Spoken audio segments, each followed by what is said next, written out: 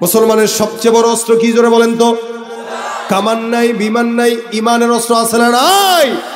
কামান নাই, বিমান নাই, ইসলামের অস্ত্র আছে না নাই? লড়াইয়ের ওই ময়দানেতে যেতে তোমাকে হবে, প্রয়োজনে সব রক্তটুকু জমিনেই ঢেলে দেবে। লড়াইয়ের ওই ময়দানেতে যেতে তোমাকে হবে, প্রয়োজনে সব রক্তটুকু জমিনেই ঢেলে দেবে। তবুও তোমায় লড়তেই হবে, মানিবে না পরাজয়। যারা আমার দেশের টাকা চুরি করে লুটপাট করে ওপারে পাঠায় তাদেরকে দেখলে সালাম দেয়। কথাটা মাইন্ড করেন না, বাস্তবতা এটা। এই জন্য এই দেশেও যদি চুরি করার পরে বিধান থাকতো হাত কাটা, তাহলে দ্বিতীয় কোন চোর এই সমাজে চুরি করার দুঃসাহস করতো না।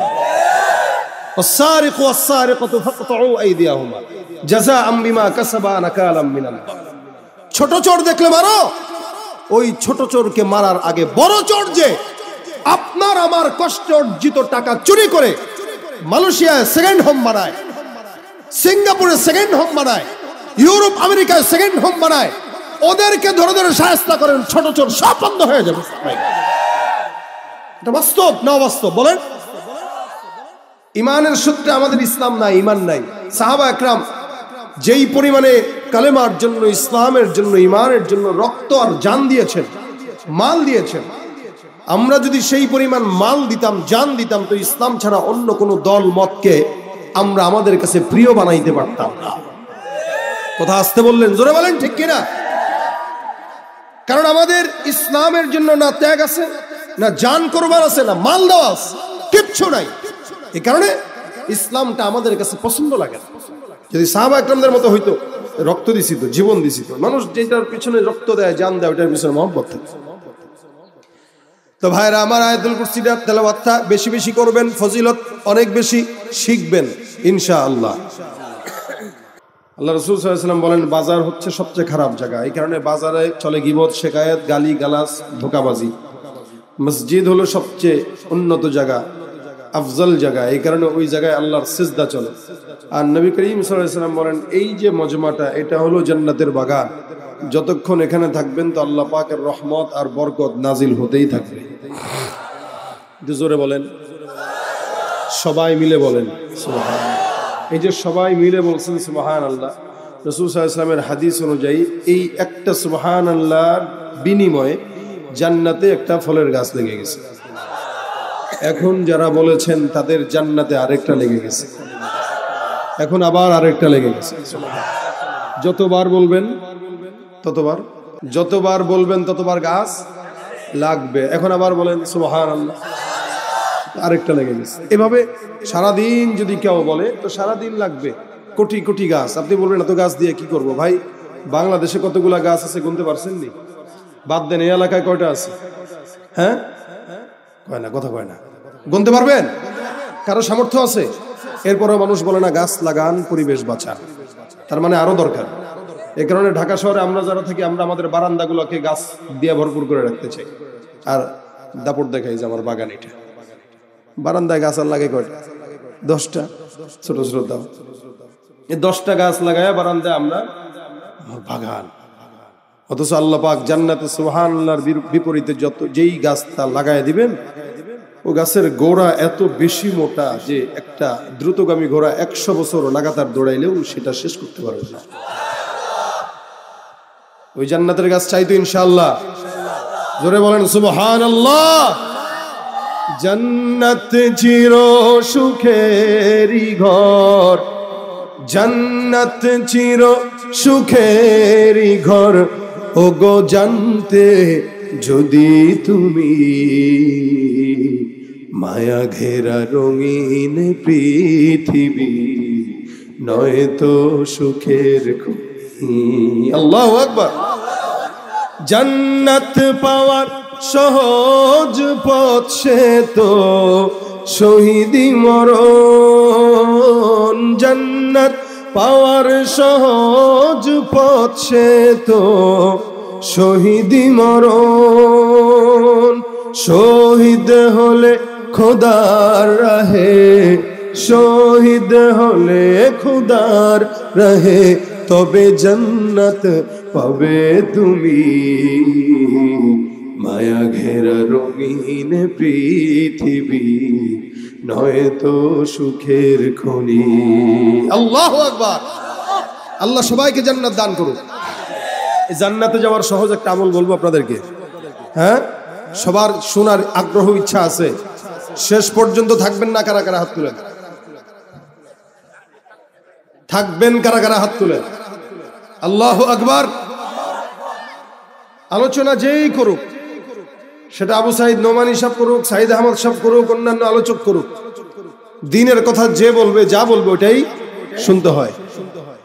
এই জন্য শেষ পর্যন্ত, মাহফিল শেষ করা পর্যন্ত কোনো আল্লাহর বান্দা উঠবেন না। ইনশাআল্লাহ আল্লাহ পাক এই উসিলায় মাফ করতে পারে। তো জান্নাতে যাওয়ার সহজ একটা রাস্তা আপনাদেরকে আমি আজকে বাতলাই। যদিও জান্নাতে যাওয়ার হাজারো রাস্তা আছে, হাজারো পথ আছে। আপনাদের এই এলাকার নাম নারান্দি। এই এলাকায় আসতে ঢাকার থেকে অনেকগুলো রাস্তা আছে নাকি একটাই? অনেক। যেমন কেউ যদি চায় ঢাকার থেকে গাজীপুর দিয়ে, ময়মনসিংহ দিয়ে ঘুরে এদিক দিয়ে আসবে, পারবে। কেউ যদি চায় হোসেনপুর দিয়ে, ত্রিশাল দিয়ে এদিক দিয়ে আসবে, পারবে। কেউ যদি চায় ঢাকার থেকে ইটাখোলা, পাকুন দিয়ে আসবে, তাও পারবে। আবার কেউ যদি চায় ভৈরব দিয়ে ঘুরে আসবে, সেটাও পারবে। জায়গা একটা, আসার রাস্তা, কথা বলেন, আসার রাস্তা চতুর্দিক থেকে, মাঝখানে এই জায়গায় চতুর্দিক থেকে আসা যায়। জান্নাত মাকসাদ একটা, কিন্তু রাস্তা কয়টা? হাজারো। এই হাজারো রাস্তার থেকে আপনি যদি বুদ্ধিমান হন, আপনি কি করবেন? আপনি যেই রাস্তাটা সহজ ওটা বেছে নিবেন, কঠিনটা ইচ্ছাকৃত কেউ বেছে নেন। যেমন এলাকায় সবচাইতে আসান তরিকা যদি কেউ আসতে চায়, হেলিকপ্টার ভাড়া নিতে হবে, মোটামুটি 20-25 মিনিটে চলে আসবে। কেউ যদি আরেকটু কম চায়, তাহলে সে যদি বিমান থাকতো তাহলে সেটা দিয়ে আসতে পারত, তো নাই, পারবে না। ট্রেনে আসলে এক হিসাব, বাসে আসলে আরেক হিসাব। কেউ যদি চায় আমি প্রাইভেটে যাব, আরেক হিসাব। কেউ যদি চায় আমি অটো দিয়ে যাব, আরেক হিসাব। কিন্তু তার বাহনের উপরে ভিত্তি করে কারো সময় বেশি লাগবে, তো কারো কম লাগবে। ঠিক আমলের উপরে ভিত্তি করে কেউ হয়তো জান্নাতে একটু আগে যাবে, কেউ একটু পরে যাবে। কিন্তু মাকসাদ যদি হয় জান্নাত, একদিন না একদিন জান্নাতে আপনারা যাবেন না? আমি তো বলি ইনশাআল্লাহ আমরা যাব, আমি যাব ইনশাআল্লাহ। কেন যাব জানেন? এটা আল্লাহ পাক আমার জন্যই বানিয়েছে। উইদ্দাত লিল মুত্তাকিন। এটা কাফেরদের জন্য না, এটা আমাদের জন্য, আপনার জন্য, আমার জন্য, প্রত্যেকটা ইমানদারের জন্য। আল্লাহ পাক জান্নাত ইমানদারদের জন্য রেখেছেন, কোন নাফরমান খ্রিস্টান, ইহুদি, নাসারার জন্য জান্নাত রাখেন নাই। এজন্য বুক উঁচু করে বলবেন যে আমি জান্নাতে যাব ইনশাআল্লাহ। কার দয়ায়? আল্লাহ। আল্লাহ দয়া করবেন ইনশাআল্লাহ। কেন করবেন না? যেই মানুষ ব্যবসা বাণিজ্য বাদ দিয়া, সব বাদ দিয়া মাহফিলে বসতে পারে, আল্লাহ পাক তারা অবশ্যই মাফ করবেন ইনশাআল্লাহ। এটার ঘোষণা আছে। তো জান্নাতে যাওয়ার সবচেয়ে আসান তরিকা, এটা আসান তরিকা সবচেয়ে বলবো না, তবে অসংখ্য আসান তরিকার অন্যতম তরিকা। নবী করিম সাল্লাল্লাহু আলাইহি সাল্লাম বলেন, মান ক্বারা আয়াতুল কুরসি ফি দুবুরি কুল্লি সালাতিন মাকতুবাহ লাম ইয়ামনাহু মিন দুখুলিল জান্নাতি ইল্লা আইয়ামুত। নবী করিম সাল্লাল্লাহু আলাইহি সাল্লাম বলেন, কোন ইমানদার 5 ওয়াক্ত নামাজ যারা পড়ে, যাদের 5 ওয়াক্ত নামাজের অভ্যাস আছে, ফজরের নামাজের পর, যোহরের নামাজের পর, আসরের পর, মাগরিবের পর, এশার পর, কোন ইমানদার মুমিন বান্দা যদি 5 ওয়াক্ত নামাজের পর একবার করে আয়াতুল কুরসি পাঠ করে, আমার আল্লাহর নবী বলেন ওই ইমানদার বান্দাকে আল্লাহর জান্নাতে যাওয়ার জন্য মৃত্যু ব্যতীত অন্য কেউ বাধা দিতে পারবে না। কথাটা কি বুঝতে পারছেন? মৃত্যু তাকে বাধা দিবে মানে যতক্ষণ মওত আসবে না ততক্ষণ যাবে। মওত আসবে তো সোজা জান্নাতে চলে যাবে। আয়াতুল কুরসিটার অনেক ফজিলত। উবাই ইবনে কাব রাদিয়াল্লাহু তাআলা আনহুকে পয়গম্বর মুহাম্মদুর রাসূলুল্লাহ সাল্লাল্লাহু আলাইহি ওয়াসাল্লাম ডাক দিয়া বলেন, হে উবাই ইবনে কাব, আল্লাহর কোরআনের মধ্যে সবচেয়ে ফজিলতপূর্ণ আয়াত কোনটা আমাকে বর্ণনা করে শোনায় দাও।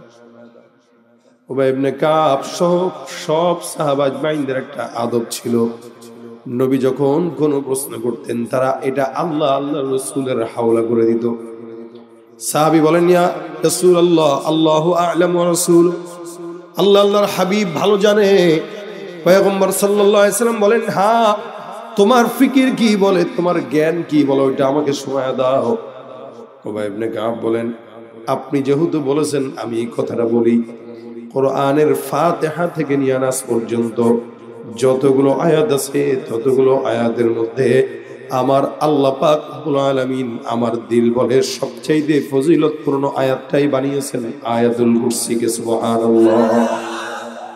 সবচেয়ে ফজিলতপূর্ণ আয়াত হলো আয়াতুল কুরসি। আল্লাহ রাসূল সাল্লাল্লাহু আলাইহি ওয়াসাল্লাম অন্য হাদিসে বলেন, আয়াতুল কুরসিটা এত ফজিলতপূর্ণ আয়াত, কোরআনের সবচাইতে বড় চূড়া, সূরা নয়, কোরআনের সবচেয়ে বড় উঁচু চূড়া যেটা আল্লাহ রাসূল সাল্লাল্লাহু আলাইহি ওয়াসাল্লাম বলেন সেটা হলো সূরাতুল বাকারা। একটা পাহাড়ের যেমন চূড়া থাকে উঁচু চূড়া, আজকের এই প্যান্ডেলের উঁচু চূড়া হলো এই যে মাঝখানের জায়গাটা। আল্লাহ রাসূল সাল্লাল্লাহু আলাইহি ওয়াসাল্লাম বলেন কোরআনের সবচেয়ে উঁচু চূড়াটাই হলো সূরাতুল বাকারা, আর সূরাতুল বাকারার মধ্যে সবচেয়ে উঁচু চূড়াটা হলো আয়াতুল কুরসি। এটা অনেক দামি, অনেক ফজিলত। উবাই ইবনে কাব যখন এই কথাটা রাসূলকে শুনাইলেন, নবী করিম সাল্লাল্লাহু আলাইহি ওয়াসাল্লাম বুকের ভিতরে একটা আছে না শাব্বাস, এরকম করে একটা দিলেন, শাব্বাস, তোমার এই কথা সত্য, আর আল্লাহর কোরআনের ভিতরে সবচাইতে ফজিলতপূর্ণ আয়াত তুমি যেটা বলেছো এটাই, আয়াতুল কুরসির চাইতে ফজিলতপূর্ণ আয়াত আর নাই। আল্লাহর নবী অন্য হাদিসের ভিতরে বর্ণনা করেন, আয়াতুল কুরসি এমন একটা আয়াত যে আয়াতের ভিতরে আল্লাহ পাক রব্বুল আলামিন যে আয়াতকে আল্লাহ পাক একটা জিহ্বা দিয়েছেন। সুবহানাল্লাহ। আপনার আমার যেমন জিহ্বা আছে, আমরা জিহ্বা দিয়ে আল্লাহর গোলামি বাদ দিয়া মানুষের গোলামি করি, আমরা আল্লাহর গোলামি বাদ দিয়া দলের গোলামি, নেতার গোলামি, পীরের গোলামি অথবা অন্য মানুষের গোলামি করি। আয়াতুল কুরসি এমন একটা আয়াত, আল্লাহ পাক আয়াতুল কুরসিকে জিহ্বা দিয়েছেন, ঠোঁটও দিয়েছেন, যার কারণে আল্লাহ পাকের আরশের নিচে বসে বসে আল্লাহর জিকির আদায় করে। ভাইরা আমার, আয়াতুল কুরসির ফজিলত অনেক বেশি, যার কারণে আল্লাহ রাসূল বলেন কোন ঈমানদার মুমিন বান্দা যদি আয়াতুল কুরসিকে তেলাওয়াত করে, আল্লাহ পাক রব্বুল আলামিন ওই বান্দাকে বিনা হিসাবে সোজাসুজি আল্লাহর জান্নাতে ঢুকায় দিবে। আপনারা পারেন তো? যারা পারে তারা বলছেন ইনশাআল্লাহ, যারা পারে না তারা চুপচাপ আছে যে হুজুর পারি না তো ইনশাআল্লাহ কেমনে করি। শেখার ইচ্ছা আছে? এখন সবাই বলেন ইচ্ছা আছে? এগুলো শিখতে মন চায় না, আমাদের শিখতে মন চায় কে কেমনে গোল মারে, কে কিভাবে ছবি করে, মুভি করে, ড্যান্স মারে, এগুলো আমাদের সমাজের যুবকরা খুব ভালো করে জানা আছে। কিন্তু 10 জন সাহাবী না, 4 জন সাহাবীর নাম বলেন পেছ লাগাই দিবে। এমন এমন মুসলমান আছে যেগুলোর যদি প্রশ্ন করা হয় ভাই ফজরের নামাজ কয় রাকাত, দেখবেন বলতে পারবে না। সেদিন ইউটিউবে একটা ভিডিও দেখলাম, একজনকে প্রশ্ন করছে ফজরের রাকাত কয় রাকাত পড়েন, ফজরের নামাজ কয় রাকাত শিখছিলাম তো ভুলে গেছি। চিন্তা করেন, সেও মুসলমান। আমি একটা কথা বলি যে মুসলমান আসলে আমরা যারা আছি, আমরা আকসার মুসলমান জন্মসূত্রে, বংশীয় সূত্রে, ইমানের সূত্রে আমাদের ইসলাম নাই, ইমান নাই। সাহাবা একরাম যেই পরিমাণে কালেমার জন্য, ইসলামের জন্য, ইমানের জন্য রক্ত আর জান দিয়েছেন, মাল দিয়েছেন, আমরা যদি সেই পরিমাণ মাল দিতাম, জান দিতাম, তো ইসলাম ছাড়া অন্য কোনো দল মতকে আমরা আমাদের কাছে প্রিয় বানাইতে পারতাম না। কথা আসতে বললেন, জোরে বলেন ঠিক কিনা?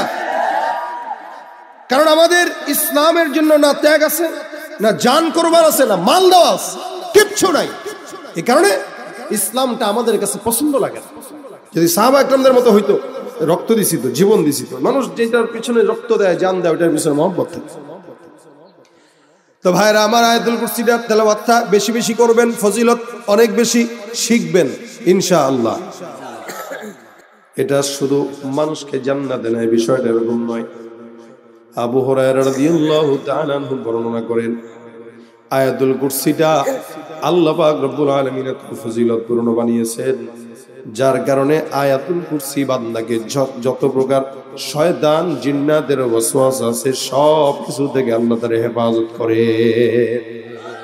আয়াতুল কুরসি যদি কেউ পাঠ করে, আল্লাহ পাক তাকে সব কিছু থেকে হেফাজত করে।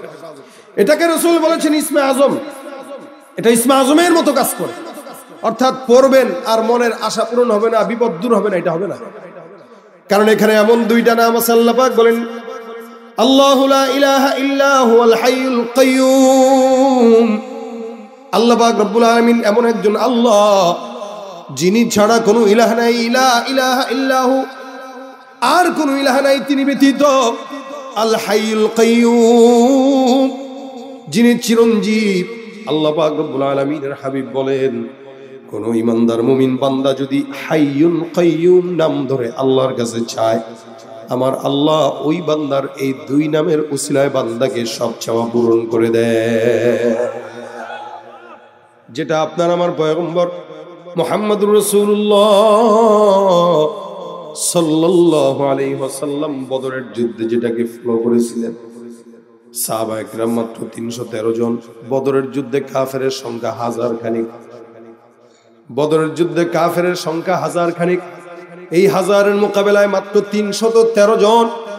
না তাও ঘোড়া নাই, উট নাই, তেমন কোনো অস্ত্র নাই। রমজান মাস রোজা, সাহাবা আজমাইন যুদ্ধ করবে। হযরত আলী রাদিয়াল্লাহু তাআলা বর্ণনা করেন, আমি আমার পয়গম্বরের তাবুতে যায় দেখলাম আল্লাহর নবী বদরের যুদ্ধের ময়দানের দিন সুন্দর করে সিজদায় পড়ে পড়ে আল্লাহর কাছে কান্নাকাটি করে দুইটা নাম বারবার ডাক দেয়, ইয়া হাইয়ু ইয়া কাইয়্যুম। আমার নবী এই দুইটা নাম দিয়ে আল্লাহকে ডাক দেয় বারবার, ইয়া হাইয়ু ইয়া কাইয়্যুম। হে মুসলমান, হযরত আলী বলেন আমি বারবার পয়গম্বরের কাছে গেলাম, আল্লাহর নবী সাল্লাল্লাহু আলাইহি ওয়াসাল্লাম শুধুমাত্র ইয়া হাইয়ু ইয়া কাইয়্যুম বলে বারবার যুদ্ধের ময়দানে আমার মাওলার দরবারে চায়। কোথায় 1000, কোথায় 313? এই 1000 যদি 313কে ভালো মতো ধরে পারার তো কোনো কথা না। কিন্তু মনে রাখবেন, মুসলমানের অস্ত্র বড় সম্পদ নয়, টাকাও বড় সম্পদ নয়, ক্ষমতাও বড় সম্পদ নয়। মুসলমানের সবচাইতে বড় সম্পদ হলো তার ঈমান। জোরে বলেন ঠিক কিনা? মুসলমানের সবচেয়ে বড় অস্ত্র কি? জোরে বলেন তো। কামান নাই, বিমান নাই, ঈমানের অস্ত্র আছে না নাই? কামান নাই, বিমান নাই, ইসলামের অস্ত্র আছে না নাই? লড়াইয়ের ওই ময়দানেতে যেতে তোমাকে হবে, প্রয়োজনে সব রক্তটুকু জমিনেই ঢেলে দেবে। লড়াইয়ের ওই ময়দানেতে যেতে তোমাকে হবে, প্রয়োজনে সব রক্তটুকু জমিনেই ঢেলে দেবে। তবুও তোমায় লড়তেই হবে, মানিবে না পরাজয়। বিপ্লব মানে জীবন দেয়া, বসে থাকা নয়। সে কোনো দিন আসবে না রে করো যদি ভয়। ঠিক কিনা? আসবে বিজয়, রক্ত আর জীবনের বিনিময়। আসবে বিজয়, রক্ত আর জীবনের বিনিময়। বিপ্লব মানে জীবন দেয়া, বসে থাকা নয়। সে কোনো দিন আসবে না রে করো যদি ভয়। ভয় করবো কাকে? জোরে বলেন কাকে? বদরের যুদ্ধে সাহাবা একরাম আল্লাহর ভয় দিলের ভিতরে নিলেন। আমার পয়গম্বর তাবুতে সিজদায় পড়ে কাঁদে, ইয়া হাইয়ু ইয়া কাইয়্যুম। বারবার আল্লাহর নবী আল্লাহকে ডাক দেয়, ইয়া হাইয়ু ইয়া কাইয়্যুম বলে। হযরত আলী বলেন, আমি আল্লাহ নবীর কাছে যতবার গেলাম ততবার দেখলাম নবী বারবার আল্লাহ পাকের দুইটা নাম নিয়ে আল্লাহরে ডাক দেয়। আমি আবার যুদ্ধের ময়দানে গেলাম, আবার দেখলাম, আবার চলে আসলাম, আবার রাসূলকে দেখলাম ইয়া হাইয়ু ইয়া কাইয়্যুম বলে আল্লাহর দরবারে দোয়া চায়। কারণ আমরা 313 জন, তাও দুর্বল। যুদ্ধের কোন প্রস্তুতি আমাদের মধ্যে ছিল না। হযরত আলী বলেন, আমরা যুদ্ধের ময়দানে যখন গেলাম, হঠাৎ করে কিছুক্ষণ পর তাকায় দেখলাম আল্লাহু আকবার। যুদ্ধের ময়দানে যুদ্ধ করতে করতে করতে করতে আমার মনে হলো আমরা দেখতে লাগলাম কেমন যেন সাদা পোশাকওয়ালা আসমান থেকে ফেরেশতা নেমে আমাদের সঙ্গে যুদ্ধ শুরু করে দিল। সাহাবা একরামদের সঙ্গে আল্লাহ পাক রব্বুল আলামিন ফেরেশতা পাঠায়া যুদ্ধ করছে, যার কারণে আল্লাহ পাক রব্বুল আলামিন বলেন, লাকাদ নাসারাকুমুল্লাহু বিবাদরিন ওয়া আনতুম আযিল্লাহ। এ সাহাবা আজমাইনের দল, তোমরা ছিলা একদম দুর্বল, আমি আল্লাহ বদরের যুদ্ধে তোমাদেরকে সবল বানায়া ওই 1000 কাফেরের মোকাবেলায় বিজয় দিয়েছি। সুবহানাল্লাহ। বিজয় দেওয়ার মালিক কে? আল্লাহ রাসূল দোয়া করেছেন, ইয়া হাইয়ু ইয়া কাইয়্যুম। এই জন্য এইটাকে বলা হয় ইসমে আজম। আল্লাহু লা ইলাহা ইল্লা হুয়াল হাইয়ুল কাইয়্যুম লা তাখুযুহু সিনাতুন ওয়ালা নাওম লাহু মা ফিস সামাওয়াতি ওয়া মা ফিল আরদ মান যাল্লাযী ইয়াশফাউ ইনদাহু ইল্লা বিইذনি ইয়ালামু মা বাইনা আইদিহিম ওয়া মা খালফাহুম ওয়া লা ইউহীতুনা বিশাইইন মিন ইলমিহি ইল্লা বিমা শাআ ওয়াসি'a কুরসিয়্যুহুস সামাওয়াতি ওয়াল আরদ ওয়া লা ইয়াউদুহু হিফযুহুমা ওয়া হুয়াল আলিয়্যুল আযীম। আল্লাহু আকবার। এটা ইসমে আজম। আবু হুরায়রা রাদিয়াল্লাহু তাআলা আনহু বলেন, হাদিসের ঘটনা, হযরত আবু হুরায়রা রাদিয়াল্লাহু তাআলা আনহু বলেন, আল্লাহর নবী আমাকে একবার কিছু মাল, জনগণের আমানতের মাল আমার কাছে আমানত রাখলেন। আমাকে ডাক দিয়া বললেন, আবু হুরায়রা, এই মালগুলো তুমি আমানত রাখবা। আমানত যখন রাখা হয়, যারা ইমানদার আমানতের বরখেলাফ করে না। আয়াতুল মুনাফিকি সালাসের ভিতরে আল্লাহর নবী এটাও বলেছেন, ওয়া ইযা তুমিনা খানা, যখন নাকি আমানত দেওয়া হয় খেয়ানত করে। আমাদের দেশে তো এখন আমানতদারিতা পাওয়াই যায় না, কোন অঙ্গনে আমানতদারিতা। অধিকাংশ মানুষ মুসলমান নামধারী, ভিতরে সব মুনাফিক, সব মুনাফিক, উপরে একটা ভিতরে। হযরত আবু হুরায়রা রাদিয়াল্লাহু তাআলা আনহু বলেন, আমার কাছে পয়গম্বর কিছু খেজুর দিল, সাদাকার মাল, আর কিছু সম্পদ দিয়া বলল, আবু হুরায়রা, এগুলো তোমার আমানতদারিতার মধ্যে রাখবা, জনগণের মাল। আমি আল্লাহর নবীর থেকে জনগণের মালগুলো আমানতদারিতার সঙ্গে রাখলাম। খুব বুঝছেন মজার ঘটনা। হযরত আবু হুরায়রা বলেন, রাখতে রাখতে হঠাৎ করে একদিন তাকায় দেখি গভীর রাত, আমার ঘরের ভিতরে একটা চোর ঢুকলো। চোরটা ঢুকে সাথে সাথে খেজুরের যে স্তূপ আছে, এই স্তূপ থেকে খেজুর নিয়ে তার পকেটে ভরা শুরু করে দিল। পকেট মানে তার যেই ব্যাগ আছে, এই ব্যাগের ভিতরে রাখা শুরু হয়ে গেল। আমি হুট করে দেখলাম, কিরে, এই চোর কে? আবার দূর থেকে তারা ধরে ফেললাম। ধরার পরে বললাম, এই তোর তো সাহস কম না, তুই চুরি করতে আসলি, চল রাসূলের কাছে নেবো। ভাই ভাই ভাই, আল্লাহ মাফ চাই ভাই, রাসূলের কাছে নেওয়া দরকার নেই। আমি কসম খায় বলতেছি, কান ধরে বলতেছি, আর জীবনেও চুরি করতে আসবো। মনে রাখবেন, চোরের একটা নিজাম হইলো, ও যতবার চুরি করুক ধরা খাওয়ার পরে বলবে আর জীবনেও। কিন্তু এরপরে করে কিনা? করে কিনা? ও মায়ের কসম খায়, বাপের কসম খায়, মায়ের দুধের কসম খায়, বউর কসম খায়, পোলার মাথায় হাত রেখে কসম খায়, এরপরেও করে কিনা? অভ্যাস। এবার এই চোরটা ডাক দিয়া বলে, ভাই, আমার আদতের কারণে আমি চুরি করি নাই, আমার সন্তান না খাওয়া, বিবি না খাওয়া, ঘরের ভিতরে চলে আগুন জ্বলে না, যার কারণে, অভাবের কারণে তোমার কাছে কিছু খেজুর নেওয়ার জন্য তোমার কাছে ছুটে আসলাম। আবু হুরায়রা তার কথাবার্তা শুনে মায়া লেগে গেছে, যার কারণে সাহাবী রাদিয়াল্লাহু তাআলা আনহু তারে ছেড়ে দিলেন, যা ওয়াদা কর আর চুরি করবি না। কর না, আর করব না। আল্লাহর বান্দা রাসূল সাহাবী চোরটাকে ছেড়ে দিলেন, চোর চলে গেল। আচ্ছা বলেন তো, ঘরের ভিতরে যে চুরি করছে, রাসূল কি বলে, আবু হুরায়রা রাদিয়াল্লাহু তাআলা আনহু ছাড়া চোর ছাড়া কেউ ছিল? তার ঘরে শেষে ফজরের নামাজের সময় মসজিদে আবু হুরায়রা রাদিয়াল্লাহু তাআলা আনহু দৌড় দিয়ে চলে যায়। আল্লাহর নবী সাল্লাল্লাহু আলাইহি ওয়াসাল্লাম নামাজ পড়ার পর আবু হুরায়রা রাদিয়াল্লাহু তাআলা আনহুকে ডাক দিয়া বলেন, হে আবু হুরায়রা, রাতে যে চোরটা তোমার ঘরে ঢুকছিল, চোরটা কই? সুবহানাল্লাহ। আরে ভাই, হুজুর কেমনে জানলেন? আজীব না? আমার ঘরে চোর আসছে, চুরি করলো না কি করলো, এটা তো আমি না জানি। রাসূল কিভাবে জানলেন? আল্লাহর নবীর সাহাবী বলেন, ইয়া রাসূলুল্লাহ, আপনি কেমনে জানলেন?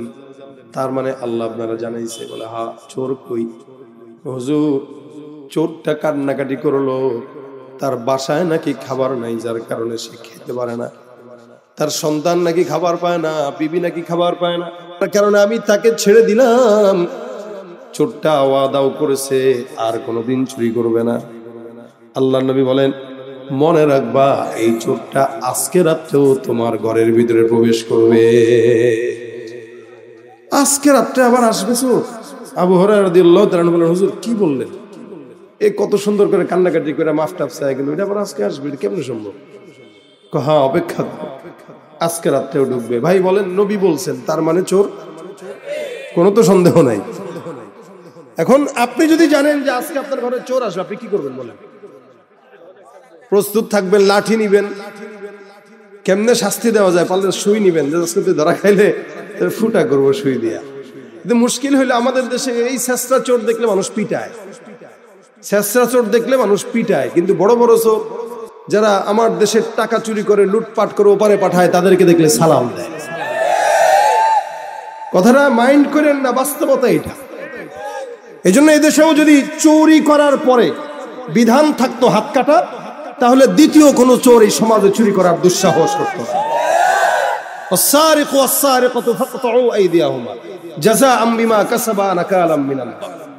ছোট চোর দেখলে মারো, ওই ছোট চোরকে মারার আগে বড় চোর যে আপনার আমার কষ্ট অর্জিত টাকা চুরি করে মালয়েশিয়ায় সেকেন্ড হোম বানায়, সিঙ্গাপুরে সেকেন্ড হোম বানায়, ইউরোপ আমেরিকায় সেকেন্ড হোম বানায়, ওদেরকে ধরে ধরে শায়েস্তা করেন, ছোট চোর সব বন্ধ হয়ে যাবে। এটা বাস্তব না অবাস্তব বলেন? এজন্য ইসলামের প্রত্যেকটা বিধান আপনার আমার জন্য জরুরি, প্রয়োজনীয়, সন্দেহ আছে। চোরটা এবার দ্বিতীয় দিন আসলো, প্রথম দিন যদি ফিরে দিত তাহলে কিন্তু হইতো। প্রথম দিন মাফ করে দিছে তো সাহস বেড়ে গেছে, মাফ তো পাইছি। রাত্রিবেলা আবু হুরায়রা রাদিয়াল্লাহু তাআলা সুন্দর করে বসা, আল্লাহর বান্দা তাকায় দেখে চোর হাজির, দেখে আর ভাবে আমার নবী বলছেন মিথ্যা হবে, এটা হবার নয়, যার কারণে চোরটারে সুন্দর করে ধরে ফেললেন। ধরার পরে এবার ডাক দেখে, কি বেড়া তোর না গতকাল রাত্রে কি আদর আপ্যায়ন করে তোরে বিদায় দিলাম, তুই আবার আজকে কোন দুঃখে আসলি? হুজুর গতকাল তো নিতে পারি নাই কিছু, ভাবছিলাম আজকে কিছু নিতে পারিনি। কারে গতকাল নিতে পারস নাই? গতকাল যেটা নিবি ওটাও তো চোর, আজকে যেটা নিবি এটাও তো চুরি। তো তুই গতকাল না বললি ওয়াদা করে যে আর আসবি না, আজকে আমার কেন আসছে? ভুল হয়ে গেছে, মাফ করে দেন। না এটা ভুল না, তোর আর ছাড়া যাবে না, এটা তোর ফাইজলামি, তোরে আর ছাড়া যাবে না, তুই বস, নবীর সামনে তোরে নিয়ে যাব, বিচার করবেন পয়গম্বর। যখন নাকি আল্লাহর নবীর কথা শুনলেন কাঁপাকাঁপি শুরু হয়ে গেল। এ মুসলমান, এদেশের প্রত্যেকটা চোর আর ধর্ষকদের বিচার যদি উম্মতের আলেম ওলামাদের কাছে দায়িত্ব দেওয়া হতো, আল্লাহর কসম কোরআন সুন্নাহ অনুযায়ী বিচার হলে ধর্ষণ সন্ত্রাসী বন্ধ হয়ে যেত। বিচার করবে তো তারা যারা কোরআনের জ্ঞান রাখে, যারা ইলমের গভীরতা যাদের ভিতরে আছে। এবার চোর ধরা খাওয়ার পরে আবার আগের মতো কান্নাকাটি, নেকামি শুরু হয়ে গেছে। হযরত আবু হুরায়রা রাদিয়াল্লাহু তাআলা আনহু বলেন, নেকামি করে লাভ নাই, তোমারে বিচার করতে হবে। ভাই মাফ করে দেন।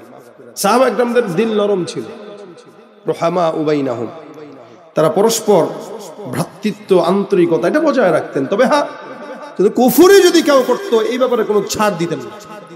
কোন কুফরির ব্যাপারে সাহাবা একরামদের কোনো ছাড় ছিল না, কিন্তু পরস্পর একজন একজন, সে হিন্দু হোক, কি বলে ইহুদি হোক, নাসারা হোক, সাহাবা একরাম ইহুদিদেরকেও খেদমত করতেন কখনো কখনো। এটা রাসূলের আখলাক। নবী করিম সাল্লাল্লাহু আলাইহি ওয়াসাল্লাম ইহুদিদেরকে মেহমানদারি করাই নবীর আখলাক, কিন্তু কুফরির বেলায় কোনো ছাড় দেওয়া ছিল না। তো বেচারা আবার গতকালের মতো মাফ চাওয়া শুরু করছে, আবু হুরায়রা মাফ করে দাও, আমার আসলে এই ঘরের ভিতরে আব্বা আম্মা না খাওয়া তো মাথায় কাজ করে না, দৌড় মেরে চলে আসছি তোমার ঘরে সোজা। তাহলে বেরো। ঠিক আছে, এই যে গেলাম, আর জিন্দেগিতে আসবো না, ওয়াদা করছি। যা, আবার যদি তুই আসোস তাহলে তোর একদিন কি আমার একদিন। ফজরের নামাজের সময় আল্লাহর নবীর কাছে গেলেন। আল্লাহ রাসূল ডাক দিয়া বলে, কিরে আবু হুরায়রা, চোর কোথায়? আবু হুরায়রা রাদিয়াল্লাহু তাআলা বলে, হুজুর কাহিনী তো হইছে, খালি মাফ চাই। আচ্ছা কি করছো, ছেড়ে দিছো? বলে জি হুজুর। তুমি তো চিনলা না, এ আবার আসবে, এ আবার। হুজুর বলেন কি? এই রে কি ধরনের লোক, মানে আছে না বেতা সিল্লা কিছু লোক আছে, গ্রাম্য ভাষা গুলো বেতা সিল, এই বেতা সিল্লা কিছু লোক, এর সুদ বুদ নাই, ওরে মানে হাজারবার কইলেও শুনবে না। এই চোর হইলে ওই কোয়ালিটির ছেঁচড়া, দেখবেন মসজিদে জুতা চুরি করে যেগুলো, এগুলো কি ছেঁচড়া, ও চুরি করে, আবার সে দেয়, দলিল দেয়, ভাই নামাজি কালামি বান্দাদের জুতা চুরি করলে বরকত হয়। ব্যবসায় কি হয়? বরকত হয়। কিছু মানুষ আছে হুজুরদের থেকেও ঘুষ খায়, বরকত হয়। ভাই কি করস, আমার বলবো না, সব বলতে গেলে ঝামেলা। তো এরকম হুজুর মানুষ, নামাজি মানুষদের থেকে যদি কেউ ঘুষ খায় মনে করে এটা বরকত, আসলে কি বরকত আছে? কথা কয় না। মসজিদের জুতা চুরি করলে বরকত আছে? কথা কয় না, আছে? তাহলে সিগনেচার দিয়া যদি কেউ ঘুষের টাকা কামায়, হারাম টাকা কামায়, আর যদি বলে যে না এটা আল্লাহ পাকের নিয়ামত, তাহলে কি সে মনে করবেন এটাতে বরকত ঢুকে যাবে? হারাম তো হারামই, এটা মসজিদের জুতা চোর হোক বা হুজুরের মোবাইলের, হুজুরের পকেটের টাকা হোক। তো রাসূল সাল্লাল্লাহু আলাইহি ওয়াসাল্লাম বলতেছেন আবার আসবে। এবার আবু হুরায়রা রাদিয়াল্লাহু তাআলা আনহু আরো সজাগ, আজকে আসলে দড়ি নিছি বানবো, বাইন্দা ফেলা রাখবো, ফজরের সময় টানতে টানতে রাসূলের কাছে নিয়ে যাবো। এবার যা বিচার আছে কে করবেন? নবী করবেন। পরের দিন রাত্রেবেলা আবার অপেক্ষা অপেক্ষা অপেক্ষা, তাকায় দেখে ওই যে মশাইরে দেখা যায় আসতেছে। আল্লাহ রাসূল সাল্লাল্লাহু আলাইহি ওয়াসাল্লাম সাহাবী চুপচাপ বসে রয়েছেন, দেখে আয়, তারপর ধরবো। ঘরের ভিতরে ঢুকে মাত্র হাতটা দিতে যাবে, এমন সময় আবু হুরায়রা রাদিয়াল্লাহু তাআলা আনহু তাকে ধরে ফেললেন। ধরার পরে এবার বলেন আর কোনো সারাসারি নেই, চুপ করে বসে থাকবি। আপনাকে এলাকা কি করে টিক মেরে বয়ে থাকুন? হ্যাঁ, টিক মেরে বয়ে থাকুন, বসা রাখছ। কয় আবু হুরায়রা এই মানুষ কি বারবার ভুল করে? 3 বার করছি না হয়, আর তো জীবনে করবো না। কোনো কথা নাই, চুপ, তোর বিচার রসুল করবেন। ওটা ভয় পেয়ে গেছে, বুঝছে গত 2 দিন যেই কাহিনী করে চিরা ভিজাইছে, আজকে ওই কাহিনী করে চিরা ভিজানো যাবে না। পদ্ধতি কি করবে? পাল্টায় দিবে। পদ্ধতি পাল্টায় দিয়া কি করলো? এক কোনায় বসে বসে বসে বসে আবু হুরায়রা ডাক দিয়া বলতেছেন, হে আবু হুরায়রা, বলে কি? তোমার আমি একটা কোরআনের আয়াতের আমল শিখাইতে চাই, শিখবানি? কি শিখাইবে? কোরআনের আয়াতের আমল। সুবহানাল্লাহ। চোর হইলো আমগো মতো না, শিক্ষিত চোর। কথা কয় না? ওরা হলো দেশের লাগি মহামারীর মতন, ফাইলে কলম ঠেকাইয়া চালায় শুধু নির্যাতন। ওরা হলো দেশের লাগি মহামারীর মতন, ফাইলে কলম ঠেকাইয়া চালায় তারা নির্যাতন। ঘুষের টাকায় ওদের ভুঁড়ি, ঘুষের টাকায় ওদের ভুঁড়ি করে যে টান টান। ওরা শিক্ষিত শয়তান, ওরা শিক্ষিত শয়তান, ওরা জোরে আছে না নাই? পীরগিরি আর মাজার পূজা চলছে দেশটা জুড়িয়া, শিরকি আর ভণ্ডামিতে দেশটা গেছে ভরিয়া। আপনাদের এলাকা আছে কিনা জানি না, থাকলে বন্ধ করা দরকার। পীরগিরি আর মাজার পূজা চলছে দেশটা জুড়িয়া, শিরকি আর ভণ্ডামিতে দেশটা গেছে ভরিয়া। গাজার কলকি টান মারিয়া, গাজার কলকি আছে। সেদিন লালনের মাজার বসে না আমাদের দেশে, সংবাদে দেখলাম। আরে জিজ্ঞাসা করতেছে, আপনারা এখানে যে নেশা করেন, গাজা খান? কে মিয়া, কিসের গাজা? গাজা কি আমি বানাইছি না আল্লাহ বানাইছে? এটা আল্লাহ বানাইছে। আল্লাহ যেটা বানায় এটার ভিতরে উপকার আছে। আল্লাহ বানাইছে, আমার ক্ষেত্রে সমস্যা কি? যুক্তি কি দেখছেন? গাজা কি আমি বানাইছি? এটা তো উৎপত্তি হয়। তো এটা আল্লাহ পাক প্রসেস করে আমাদেরকে দিছে, আমরা একটু খাই। খাইলে ভাবের সাগরে ঢেউ উঠে। গাজা খাইলে প্রেম বাড়ে, প্রীতি বাড়ে, ঢেউ উঠে। আল্লাহ তো অনেক কিছুই বানাইছে ভাই। গরুর লেদাও তো আল্লাহ বানাইছে, কথা কয় না? ছাগলের লেদাও তো আল্লাহ বানাইছে, ওটা খা। গাজার কলকি টান মারিয়া দেখায় খাজার শাহ, ওরা শিক্ষিত শয়তান, ওরা শিক্ষিত শয়তান, ওরা শিক্ষিত শয়তান। ওরা আছে না নাই? শিক্ষাঙ্গনের দিকে ভাইরে দেখো না চোখ মেলিয়া, ছাত্ররা সব বই ছাড়িয়া থাকে শুধু প্রেম লইয়া। সবগুলা অন্তর। এই সময়টা বেশি আওয়াজ ছিল, এখন একটু বেশি আওয়াজ হয়েছে না? তার মানে এটা বেশি হয়। কথা বল না কেন? আপনাদের এলাকার যুবকরা কম করে? যুবকদের দোষ দিব কি? বুড়ারাও তো করে। এখন পরকিয়া বাড়ছে না? আরে কয় কি 60 বছরের বুড়া পর্যন্ত 18 বছরের যুবতীর বিয়ে করে, আর কয় আমার অন্তরের বয়স এখন 18। চামড়া গোছাইলে কি হয়েছে? সেদিন এক মাহফিলে গেছি, পাশ থেকে আমি কই মুরব্বী মানুষ, উনি আমার পাশে বসা, তো সে বলতেছে আমি মুরব্বী না হুজুর, এমনি দাড়িটা পাকছে, বাকি অন্তর এখনো জোয়ান আছে, খালি চামড়াটা একটু গোছাইছে। নগদে আমার কাউন্টার দিয়ে দিচ্ছে। আমি কই মাশাআল্লাহ, আপনি তো বেড়াই একখান কাকা। কেন আমার বয়স বেশি না, আপনার তো হয়তো কিছু বয়স বেশি হবে। আরে কয় কি, তো কেউ যদি নিজের জোয়ান মনে করে সে গুনাহের সম্ভাবনা থাকে বেশি, আর নিজের বুড়া মনে করলে গুনাহের সম্ভাবনা কম থাকে, কারণ হেতু মনে করে আমি তো জোয়ান, যেমন চাই করবো। তা আমাদের সমাজের যুবকদেরকে যদি সময় মতো বিয়ে দেওয়া হতো, এরা অকাম কুকামে জড়াইতো না। এই জন্য সময় মতো বিয়ে করবেন, বরকত দিবেন আল্লাহ। ঠিক আছে ইনশাল্লাহ। কারা কারা অবিবাহিত আছে হাতটা তুলে দেখাও তো ভাই একটু, অবিবাহিতরা। হ্যাঁ হাত তুলো, অবিবাহিতরা সব সব অবিবাহিতরা একটু, হ্যাঁ একটা চেক হয়ে যাবে। নারায়ে তাকবীর। শুধু অবিবাহিতরা, লিল্লাহে তাকবীর। আওয়াজ বেশি আছে, এটা চায় সবাই বিয়ে করতে, আল্লাহ ব্যবস্থা করে দেখ। এদিকে তাকান, মনোযোগ আছে না গেছে? মনে হয়েছে কয় রাত চলে? কয় রাত? কি বলছে চোরে?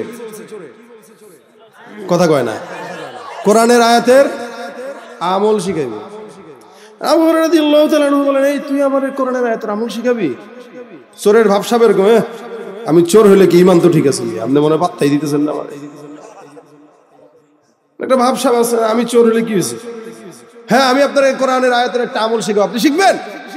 আবু হুরায়রা রাদিয়াল্লাহু তাআলা আনহু বলেন, কোরআনের আয়াতের আমল যদি হয় তাহলে তো শিখবো 100%। বলো শর্ত আছে। আবার কি শর্ত? ছেড়ে দিবেন? কি করবেন? তুই আমার শিখাইবি, তুই না কইছিস, আমি কি তোর শিখতে চাইছি? আমি শিখাবো ওই যে আপনি পারেন না। যদি পারি, আপনি পারেন না নিশ্চিত। যেটা আমি আপনারা শিখাবো এটা আপনি জানেন না, আপনি আমার স্যার হলে আমি শিখাবো। আমাদের দেশের প্রশাসন হইলে কইতে পারে আয়াতের আমল শিখা লাভ আছে, তার চেয়ে বরং 5,000 টাকা ঘুষ খাই, এটাও লাভ আছে। কি ঠিক না? এখন সাহাবীকে কেউ ঘুষ দিতে পারবে? ফেরেশতারে ঘুষ দিতে পারবেন? হযরত আবু হুরায়রা রাদিয়াল্লাহু তাআলা আনহু বলতেছেন, আচ্ছা বলো, কারণ তোমার মতো চোরে রাখার চাইতে একটা কোরআনের আয়াতের আমল শিখা আমার কাছে গুরুত্বপূর্ণ বেশি। আর উনি এমন একজন সাহাবী ছিলেন যিনি ইলমের তালেব ছিলেন। ইলমের প্রতি তার এত ঝোঁক, যেটা তাকে দিনের পর দিন, রাতের পর রাত ক্ষুধার্ত অবস্থায় রাখত। আবু হুরায়রা বলেন, বলো। চোর এক টানে আয়াতুল কুরসির শুরু থেকে শেষ পর্যন্ত পড়ে তারে শোনায় দিলেন। আমাদের দেশের কোনো এমন চোর নাই যে আয়াতুল কুরসি পারে, আছে? এমন চোর নাই। তার মানে রাসূলের জামানার চোরও ছিল শিক্ষিত না? আচ্ছা, গল্প তো এখানে শেষ না, আরো সামনে শুনবেন। আবু হুরায়রা রাদিয়াল্লাহু তাআলা আনহু বলতেছেন, হ্যাঁ বলো, এটা তো জানি, আয়াতটা তো আমি জানি। এই আয়াত তো জানেন, কিন্তু আয়াতটা যে কত ফজিলতপূর্ণ এটা জানেন না? কিন্তু না, তা তো জানি না। বলো, এই আয়াত যদি আপনি সকালবেলা পড়েন, সারাদিন আল্লাহ পাক যত শয়তান আছে, যত প্রকার শয়তান আছে, সব শয়তানের ওয়াসওয়াসা থেকে আপনারা বাঁচান, এবং শয়তানের অনিষ্টতা থেকে, ক্ষতি থেকে আপনারা বাঁচান। আবার যদি রাতের বেলা ঘুমের আগে পড়েন, তো আল্লাহ পাক সারা রাত আল্লাহ পাক নিজের জিম্মাদারিতে আপনারা হেফাজত করবেন। আর একটু জোরে বলেন সুবহানাল্লাহ। আপনার কাছে এখন মনে হইতেছে এইটা এতটুকু? ভাই, সাহাবাদের জামানায় এই আমলটা ছিল আসমান আর জমিনের চাইতেও বেশি ভারী। কারণ এভাবে করে করেই তারা ইলম অর্জন করছেন, করে করে আমাদের পর্যন্ত দিয়েছেন। আমরা তো এখন ফ্রি পেয়ে গেছি, যার কারণে মুসিয়কা বুখারী শরীফের হাদিস, চায়ের দোকানে ওলাও কা বুখারী শরীফের সহিহ হাদিস, সব এখন সহিহ হাদিসের ধ্বজাধারী। তো রাসূলের সাহাবী বলতেছেন, মাশাআল্লাহ, এটা তো আমার জানা ছিল না রে, কিন্তু ভালো হাদিস আমার শিখাইলি। তাড়াতাড়ি ভাগ বেড়া, তোর মতো চোর আমার রেখা লাভ কি? শিখছি ওর ভাগ, যা হট ঘরের থেকে হট। চোরে ভাগায় দিছে, চোর চলে গেছে, শিখাই দিছেন। ফজরের নামাজে যখন রাসূল সাল্লাল্লাহু আলাইহি ওয়াসাল্লামের কাছে গেলেন, একই কথা রাসূল সাল্লাল্লাহু আলাইহি ওয়াসাল্লাম বলতেছেন, কি ব্যাপার আজকেও খালি হাতে? ব্যাপার কি? চোর কই? তো হযরত আবু হুরায়রা রাদিয়াল্লাহু তাআলা আনহু বলতেছেন, হুজুর, কাহিনী তো একটা ঘটে গেছে। বলে, কি কাহিনী? গতকাল চোরকে যখন ধরলাম তো যা যা ঘটলো সব কিছু রাসূল সাল্লাল্লাহু আলাইহি ওয়াসাল্লামের সামনে আবু হুরায়রা পেশ করলেন। নবী বলতেছেন, বাবা তাই তো ভালোই কিছু ঘটছে তোমার সাথে, তবে হ্যাঁ, চোর যে তোমাকে যা শিখায় গেল এটা অনেক দামি জিনিস। চোর যেটা তোমাকে শিখায় গেছে 100% সত্য জিনিসটাই তোমাকে শিখিয়ে গেছে। সুবহানাল্লাহ। এখন বলেন তো, একটা চোরের শিক্ষাকে সাক্ষী দিচ্ছেন কে? রাসূল সাল্লাল্লাহু আলাইহি ওয়াসাল্লাম। তার মানে এই চোরটা আসলেই শিক্ষিত। এখন আবু হুরায়রা রাদিয়াল্লাহু তাআলা আনহু বলতেছেন, হুজুর চোর যেটা শিখাইছে এটা সত্য? বলে হ্যাঁ, ইন্নাহু ক্বাদ সাদাকাকা ফাহুয়া কাযুব। চোর তোমারে যা শিখাইছে এটা সত্য, তবে চোরটা সত্যবাদী না, ওটা হলো মিথ্যুক।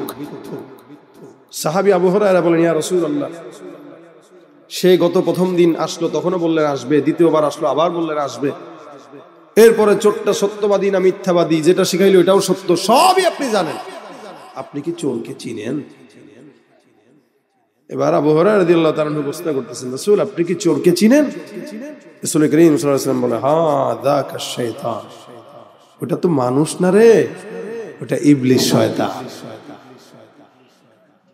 তার মানে এতক্ষণ যা শুনলেন এটা কি আসলেই কোন চোরের গল্প শুনছেন না ইবলিসের? ইবলিস। তাহলে হুজুর ইবলিস কেন আসলো? বলে ইবলিস তোমার ওই যে সাদাকাতুল ফিতরের যে মালগুলো তোমার কাছে রাখা ছিল, এই মালের অনিষ্টতা করার জন্য ইবলিস আসছে, বরকত নষ্ট করার জন্য আসছে। কিন্তু ধরা যখন খাইলো তখন তোমার হাত থেকে আমার হাত থেকে বাঁচার জন্য তার দুর্বল জায়গাটা তোমাকে শিক্ষা দিয়ে তারপরে চলে গেল। কিন্তু যেটা সে শিখাইছে এটা 100% সত্য, মিথ্যার কোনো অবকাশ।